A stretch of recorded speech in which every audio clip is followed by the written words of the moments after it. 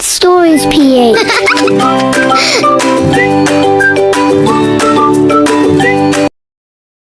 Ang munting panalangin ni Lino. Isang kwento tungkol sa pananampalataya sa Diyos.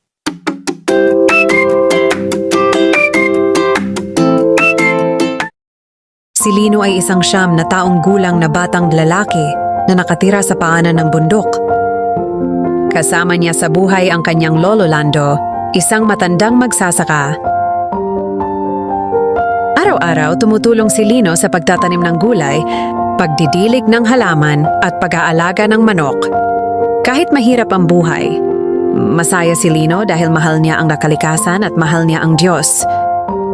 Bago kumain at matulog, lagi siyang nananalangin.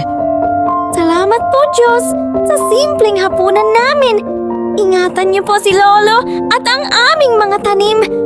Laging sinasabi ni Lolo Lando, Kapag may pananampalataya ka sa Diyos, kahit mahirap ang buhay, gagaan ang pakiramdam mo. Isang araw nagdilim ang langit. Lumakas ang hangin at bumuhos ang ulan. Isang malakas na bagyo ang dumaan sa kanilang lugar. Nawasak ang kanilang maliit na bahay kubo. Nasira rin ang taniman ng gulay ang pinagkukunan nila ng pagkain at kaunting pera. Umiyak si Lino. Lolo, anong kakainin natin? Wala na pong tayong gulay. Wala na rin po tayong bahay. Ngunit kalmado si Lolo Lando at sinabing, Anak, may Diyos tayong nagmamahal. Huwag kang mawala ng pag-asa. Manalangin tayo. sabay silang lumuhod at nagdasal. Panginoon, gabayan niyo po kami sa gitna ng unos. Hindi po kami susuko. Naniniwala kami sa inyong kabutihan.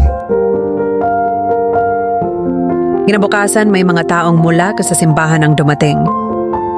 May dala silang pagkain, damit at trapal para sa pansamantalang tirahan. Uy, Lino, tingnan mo. May mga bagong binhing gulay. Makakapagtanim tayo ulit. Tuwang-tuwang sabi ni Lolo Lando.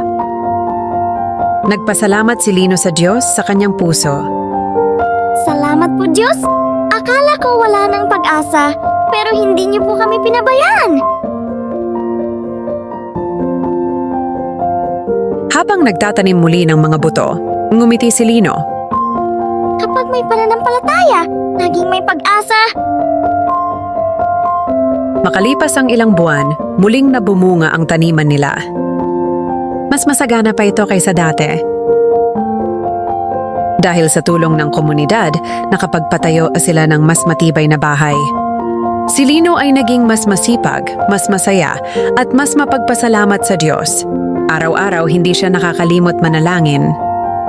Salamat po, Panginoon, sa mga pagsubok dahil natututo akong magtiwala sa inyo.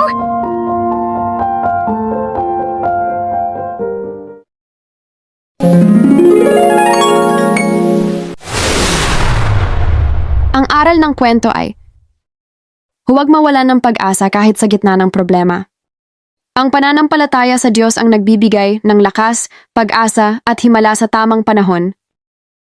Kung nagustuhan mo ang kwentong ito, huwag kalimutang mag-subscribe upang ma-notify kayo sa susunod pa nating mga kwento.